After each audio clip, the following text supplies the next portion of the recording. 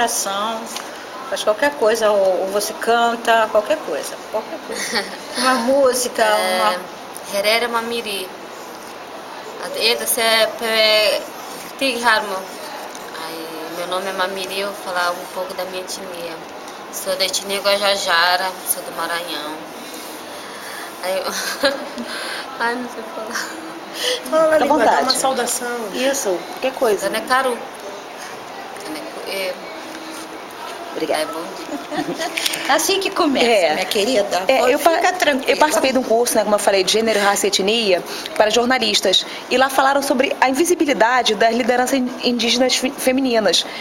Que a maioria das pessoas não sabe da existência de vocês. Já que sempre são mostrados, quando mostra a cultura indígena, mostra cacique, mostra pajé. É difícil essa questão de mostrar as mulheres.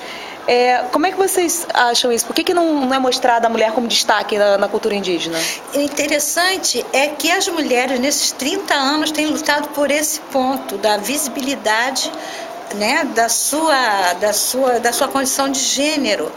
E muitas mulheres indígenas hoje já fazem parte de quadros, já são caciques, já são pajés, né? Quer dizer, nós estamos vivendo então uma contradição, porque como mulheres indígenas nós já estamos nos sentindo visibilizadas no processo político, né? Brasília, no Amazonas, no exterior, né? O que acontece é que, por causa da questão cultural, a questão indígena, cultural, até cultural mesmo com relação à sociedade envolvente, a mulher é aquela coisa, ela sempre lutando pelo espaço dela. Mas acredito que mais algumas décadas as mulheres vão estar mais visibilizadas nessa mídia que você está colocando. Você quer acrescentar alguma coisa? Não. Eu vi um vídeo, nesse curso para gênero, raça e etnia para jornalistas, no qual uma indígena fala sobre que vocês não são ouvidas na elaboração das leis brasileiras. Como, por exemplo, na elaboração do Estatuto da Criança e do Adolescente, no qual, entre outras razões, pelo fato das crianças trabalharem e fazer parte da cultura indígena. Vocês se sentem excluídas das leis brasileiras? Como vocês acham que pode melhorar isso? Sim, nós nos sentimos excluídos, sim, das leis brasileiras, porque justamente é isso. O Estado brasileiro, de uma forma geral, ele sempre cria mecanismos para tornar o indígena e o indígena mulher, criança, idoso, homens, invisíveis, né? Desde a nossa formação, nós somos, as leis, quando elas são pensadas no âmbito nacional, sempre excluindo o indígena. Então, o nosso trabalho de lideranças, os caciques, nas aldeias e na cidade, é de estar conversando com a sociedade civil, com os promotores das políticas públicas e dizer que na elaboração de suas leis seja pensado, incluído a questão indígena, tanto a questão da nossa infância, né, do nosso idoso, da nossa alimentação. Nós temos o menor IDH, o Brasil, dentro do Brasil, existe o menor IDH, que é o IDH indígena, segundo dados do IBGE. Né? Eu sou lá do PROEPE da UERJ, a gente está trabalhando com essa questão. Então, as leis brasileiras, elas têm que contemplar o indígena, sim. E não existem políticas públicas como Bolsa Família e outros voltados para a população indígena? Existem.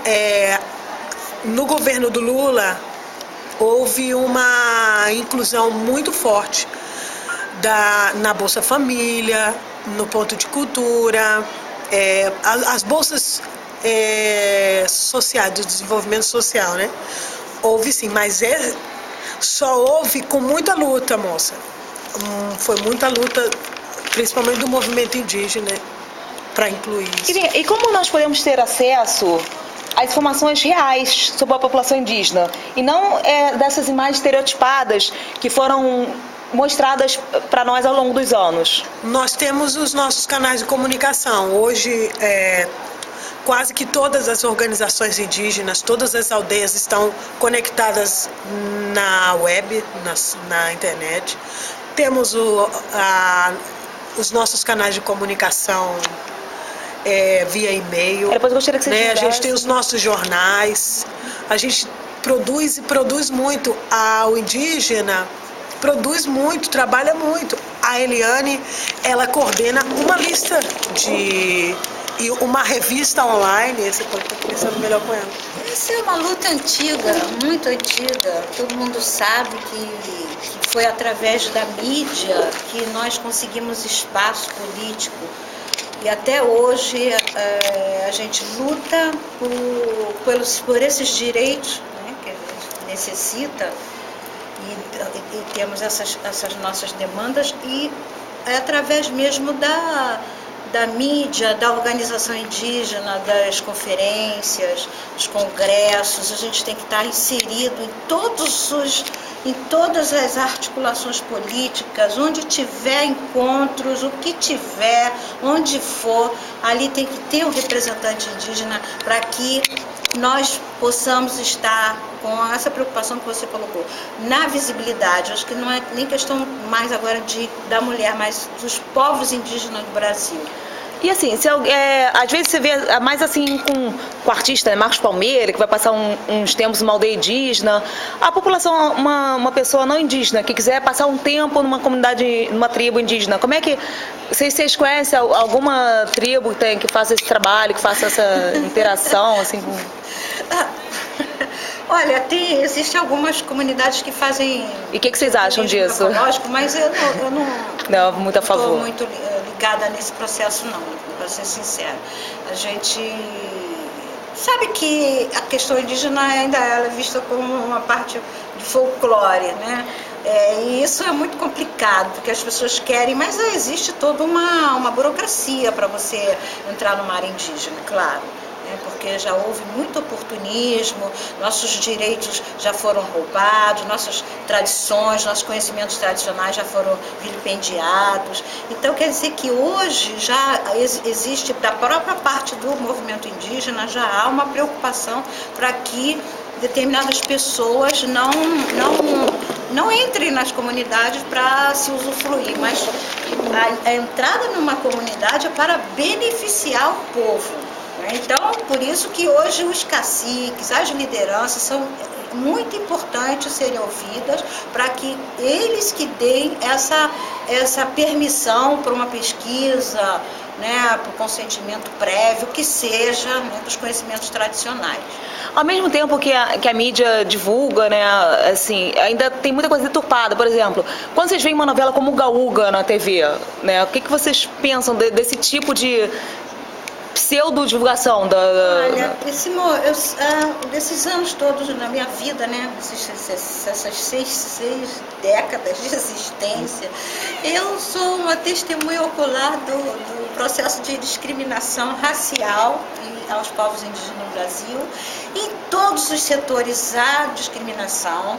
Eu vejo que já avançou um pouco, não vou dizer a você que avançou muito, não.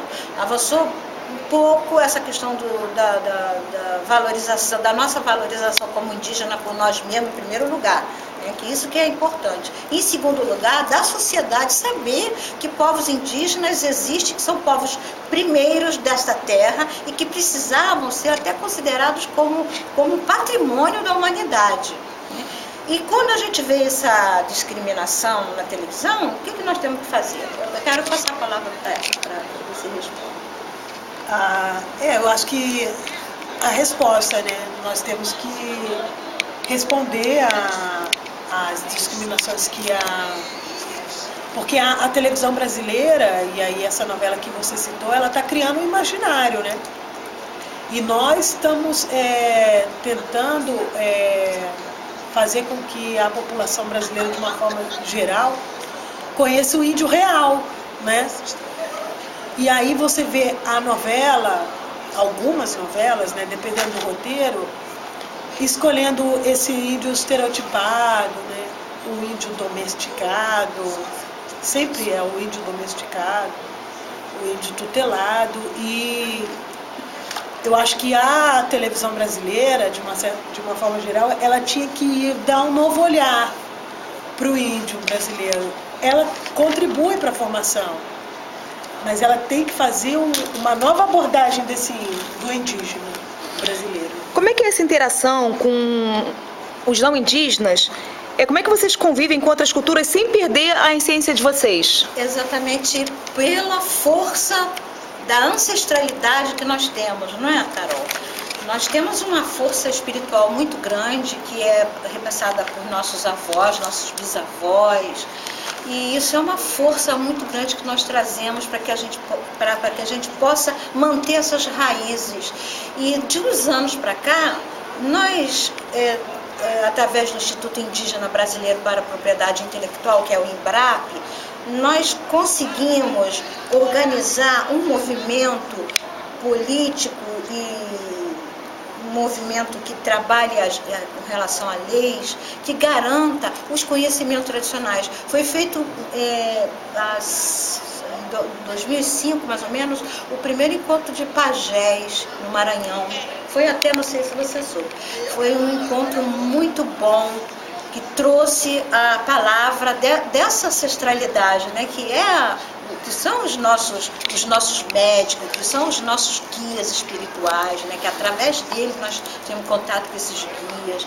Então, quer dizer, essa é uma força inata que nós, povos indígenas, já temos, né? Não vê a nossa companheira, ela tem uma força, ela é novinha, mas ela está aqui com a gente e ela vai estar participando ainda da mulherada nas próximas décadas. Nós acreditamos que a ancestralidade dela esteja ali falando com vigor, com energia, né? Sem esquecer a língua, sem esquecer que ela vem de um povo, não interessa se ela está no planeta Marte, não interessa se ela está em Nova York ou Paris. O importante é que ela mantenha a identidade dela, a força espiritual que ela traz como povo guerreiro. Porque todos nós, como indígenas no Brasil, somos povo guerreiro. Porque somos povos que lutamos pela nossa preservação cultural, religiosa, espiritual, melhor dizendo, e mantivemos o nosso meio ambiente, soubemos conviver com o nosso meio ambiente. Tanto que na conferência de 92 foi dado um valor tremendo, na Conferência das Nações Unidas, foi dado um valor aos povos indígenas, um reconhecimento, né? Esse ano a gente está trabalhando para essa próxima conferência, que vai ser no Rio +20, e nós estaremos aí, né, com Carol Potiguara, defendendo esse meio ambiente. Assim, ela e a Carol, a gente vê que elas mantêm as raízes bem fortes. Mas sabe que a juventude é época de rebeldia. Como assim os mais velhos, né, os indígenas mais velhos, lidam com essa questão que, com certeza, ao contrário da Carol e dela, devem ter indígenas que meio que lutam contra essa questão da cultura, né, que querem, sei lá, querem viver como brancos. Como é que vocês lidam com isso?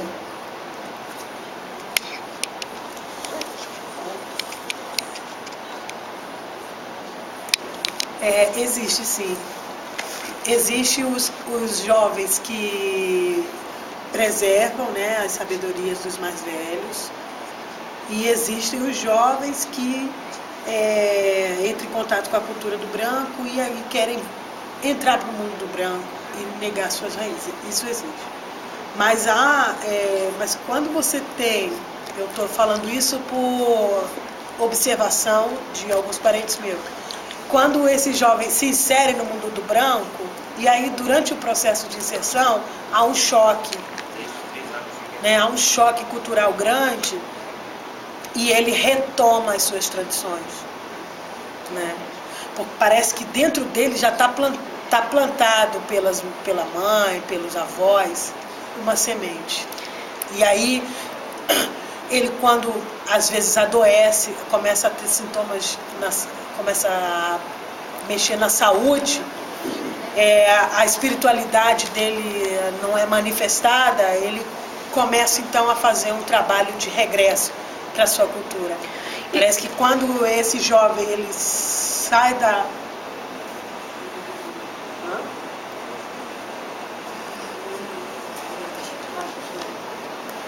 Então, ele a cultura indígena fica muito intrínseca dentro desse jovem, a ponto dele se inserir no universo branco, mas ele está sempre protegido. Como é que é o acesso de vocês a serviços de saúde e educação?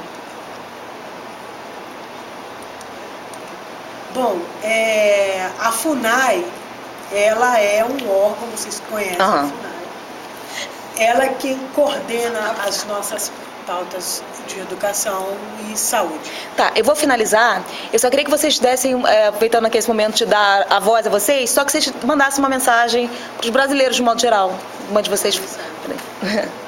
A mensagem que eu tenho a dizer para os brasileiros, né, é que mantenham a sua ética, mantenham a sua verdade interior, né? Eu acho que, em primeiro lugar, antes de nós sermos indígenas, brancos ou amarelos ou negros ou ciganos, o que seja, nós somos seres humanos, nós temos uma essência, uma força, essa força, essa alma, essa energia que vem de dentro de nós, né? Então, eu acho que o brasileiro está voltando, eu vejo muitas pessoas voltando muito para essa casa energética. Então, a minha mensagem é que, povo brasileiro, olhe mais para o seu coração, olhe mais para a sua ascendência, olhe mais para a sua terra, olhe mais para a sua grande alma e olhe mais para o nosso grande Criador. A mensagem que eu gostaria de deixar para todos preservem os seus conhecimentos, os não indígenas, procurem respeitar o espaço do indígena, né? Não estranhe o indígena na cidade lutando pelos seus direitos, pelos seus espaços. E nós viemos para a cidade para dar um presente para vocês. Algumas coisas a gente não pode nem abrir, mas nós estamos aqui com uma missão. Acho que é uma missão. Às vezes os nossos próprios companheiros da nossa comunidade até não entendem, mas não tem problema, não há problema. O problema é que nós temos que cumprir um caminho. Eu sou uma pessoa já sexagenária, estou muito feliz de estar passando aqui pelo planeta e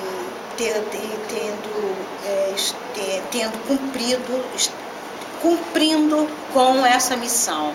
Eu acho que é muito mais cosmológica, muito mais visionária, é uma missão muito mais de visibilidade para a mulher, na questão também da cultura, das nossas vozes como indígenas, com os nossos conhecimentos, com nossas histórias, nossas lendas, né?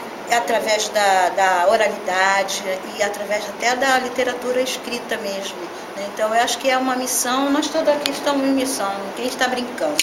Você quer finalizar com uma oração, com alguma coisa da sua cultura?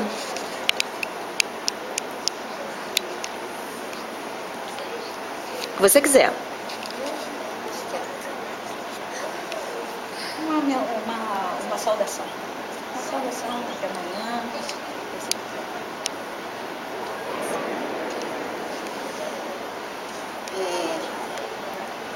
Que a Zanat Mo, Zanar Seperi. Eu vou cantar uma música. Amo a guerra, Upana Enehe, Omo Maputari, Iwaga Eneheno, Omo Maputara